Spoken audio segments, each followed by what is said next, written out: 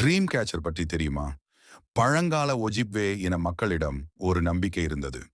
உலகத்தின் மேல் ஆசிபிகி என்ற ஒரு பெரிய சிலந்தி ஆவி வாழ்ந்தது. அது குழந்தைகளை காக்கும் காவலராக கருதப்பட்டது.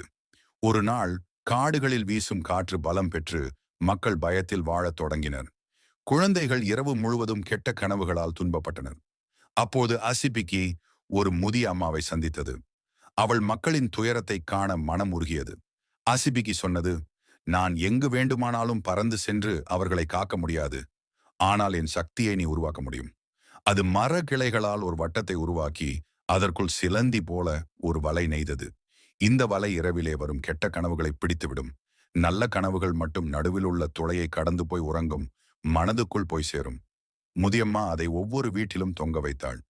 அந்த நாள் முதல் ஒஜிப்வே மக்களின் குழந்தைகள் அமைதியாக தூங்கினர்.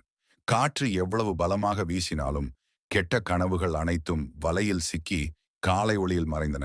அதுவே இன்று உலகம் முழுவதும் ட்ரீம் கேச்சர் என்று அழைக்கப்படும் காவல் வலையின் பிறப்பு கதை. தயவு செய்து சப்ஸ்கிரைப் செய்யுங்கள். உங்கள் சப்ஸ்கிரைப் தான் எனக்கு இந்த பயணத்தில் தொடரவும் இன்னும் சிறந்த கதைகளை உங்களுக்காக கொண்டு வரவும் ஊக்கம் தரும்.